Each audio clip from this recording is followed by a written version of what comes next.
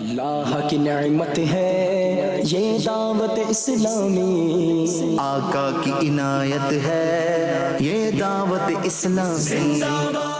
پنجاب کے شہر فیصل آباد کے علاقے مدینہ ٹاؤن میں قائم مدنی مرکز فیضان مدینہ میں مختلف شعبۂ زندگی سے تعلق رکھنے والے اسلامی بھائیوں کی حاضری ہوئی۔ نگران پاکستان مشاورت نے انہیں نیکی کی دعوت اور دینی کاموں میں حصہ لینے کی ترغیب دلائی۔ نگران پاکستان مشاورت نے آنے والے مہمان اسلامی بھائیوں کو مدینہ شریف کی اجوا کھجوریں پیش کی۔ اسلامی ہے یہ دعوت اسلامی ہے، دعوت اسلامی ہے یہ دعوت اسلامی ہے۔